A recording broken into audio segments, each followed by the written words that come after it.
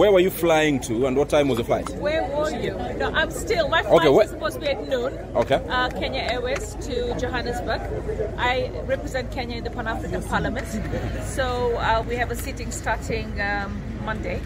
So we are going early to prepare for the sitting accreditation, etc. So the flight is for 12 noon.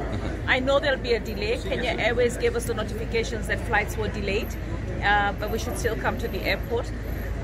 I hope that we will be able to resolve the issues.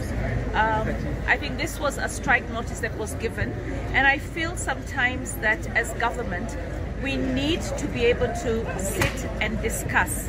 I think Kenyans just, first of all, Kenyans have to understand what is it that the Adani Group is going to provide. Now, I have actually been to Ahmedabad quite a number of times because that's where my husband goes for medical attention. And in Ahmedabad, the Ahmedabad airport has been done by the Adani Group. And the first time I went to Ahmedabad 4 years ago, it was a very mediocre airport. Today, it's one 5-star airport. All right, I've been to estates within Ahmedabad built by the Adani Group.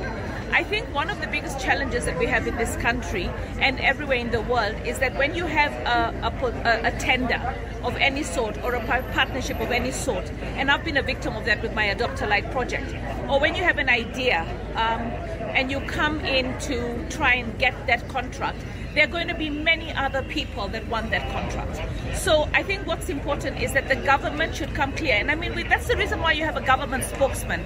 Break it down so that people understand everything. So how much money is the Adani Group going to put? Because I'm a parliamentarian, I'm not in the transport committee, and I want answers too.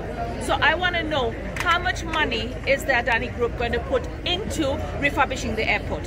What are they going to do in terms of the terminals? How are they going to take us? Are we going to have an airport as good as the one that we have in Dubai? All right. Are we going to have an airport as good as the one we have in Hong Kong? Are we going to really become an airport that can see a traffic of 5 million people? Are we building an airport within those 30 years that can make Kenya a destination for connectivity? And then also, what is their investment? Because obviously if they're making an investment, they have to make a return.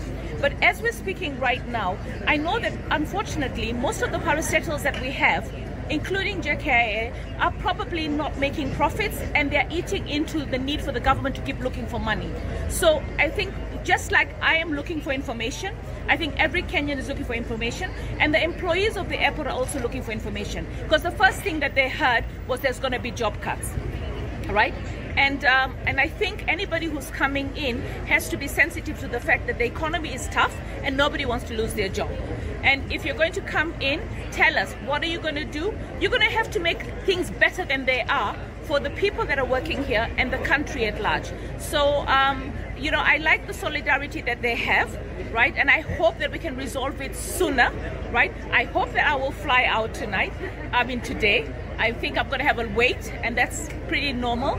But if we're going to get it right for Kenya, then this is okay. I stand with the people that want to see change, but with answers.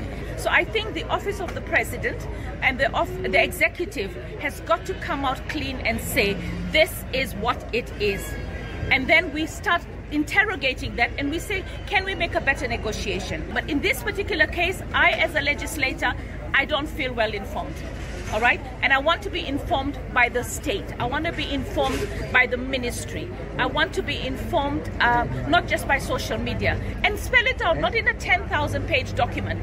Give us a one-page executive summary of what exactly does it mean. So the question is, we need answers. As a Kenyan legislator, as a Kenyan citizen, as somebody who uses the airport, I want to know what are the benefits. I'm not against the Adani Group. As I said, I've been to estates in Ahmedabad that they own. So let us be objective and let us see really what is the investment he's putting. And I hope he's not going to be mortgaging our assets. I think I want him to be actually bringing in his resources with them. Do you acknowledge as a parliamentarian then that you have a higher calling to this? It appears like even our own MPs have left this fight to the union here. Kenyans would want their members of parliament to question. Yeah, let me tell you what, the way parliament works, I'm in the housing committee, so anything housing, I would be absolutely informed. All right, I'm one human being. I can't cope with everything. So I'm in lands and housing. So those are my primary concerns. That's why you saw we went with the president to visit the high-rise housing. So the thing is, when it comes to JKIA, it's under transport. So the transport ministry has to give the information. And the fact that we have a strike today is because the communication and information flow is slow. All right? Because I believe that when human beings come together objectively, they will be able to come up with a solution. So the people that are actually working at the airport the reason they've gone on strike is because they feel their grievances are not being addressed.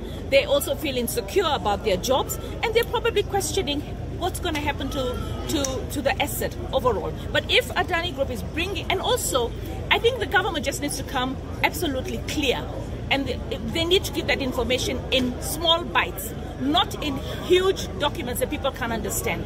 So the spokesman of the government needs to speak and tell us clearly what is it. There will be people that will still be not happy, but the courts have also stopped it. So I think that gives us time for us to talk. So since the courts had stopped it, now that we've had the strike, right, I think the government needs to find a balance between the courts, the employees, and the citizens of this country.